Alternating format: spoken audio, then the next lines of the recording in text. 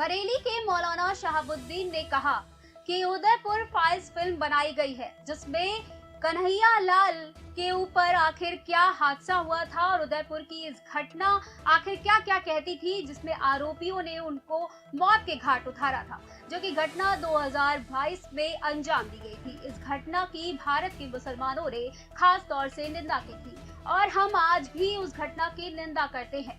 उसी घटना के संबंध में उदयपुर फाइल्स फिल्म बनाई गई है, जिसका ट्रेलर गत दिनों में जारी किया गया था, जिसमें पैगंबर इस्लाम और उनकी बीवी हजरत आयशा आदि धार्मिक महापुरुष के सीन दर्शाए गए हैं और मुसलमानों को आतंकवादी की शक्ल में पेश किया गया है। धार्मिक भावनाएं भड़काई गई हैं। साथ ही भाजपा की पूर्व नेता नुपुर शर्मा का बयान भी दर्शाया गया है, जिसमें गत वर्षों में नुपुर शर्मा ने पैगंबर इस्लाम की शान में बहुत बड़ी गुस्ताखी की थी। अभद्र भाषा का प्रयोग किया गया, जिसकी वजह से भारत में हिंदू मुस्लिम तनाव बढ़ा है और देश में घोर निंदा हुई।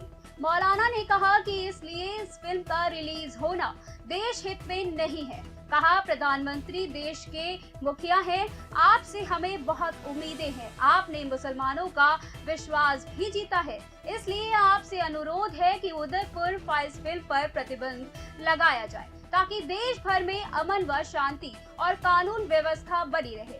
आगे और क्या कुछ मौलाना ने कहा, आप खुद सुनिए। 2022 में उदयपुर में कन्हैया लाल की हत्या कर दी गई थी और उसका पस मंज़र ये था कि उससे पहले नुपुर शर्मा ने पैगंबर इस्लाम सल्लल्लाहु ताला अलैहि वसल्लम की शान में गुस्ताखी की थी। फिर उसके बाद पूरे देश में मुसलमानों ने एहतजाज और मुजाहरे किए और कई जगह नुपुर शर्मा के खिलाफ FIR लिखी गई। कन्हैया लाल की हत्या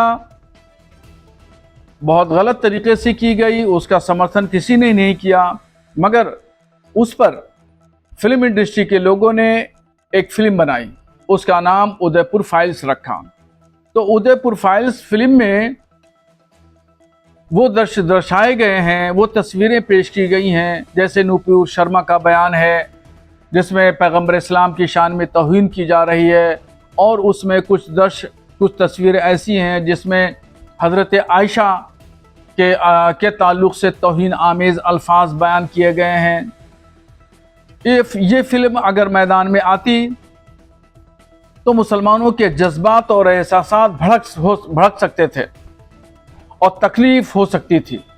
इस पर प्रधानमंत्री नरेंद्र मोदी को हमने ऑल इंडिया मुस्लिम जमात के बैनर लेटर लिखा और उनसे इन तमाम तस्वीरों को हटाने की बात कही, मांग की। तो सुना आपने, पर आपको बता दें कि film high court, supreme court और सेंट्रल गवर्नमेंट की सभी मानकों पर खरी उतरी और अब इससे हरी झंडी दिखा दी गई है, जिसके तहत ये फिल्म आज से ही सभी सिनेमा घरों में रिलीज हो जाएगी। अब फिलहाल देखना यही होगा कि जिस मूवी के रिलीज होने से पहले लोगों के खून में जितना उबाल आया, क्या दर्शकों में इस मूवी को देखने के बाद भी उनके खून में इतना ही उबाल आएगा।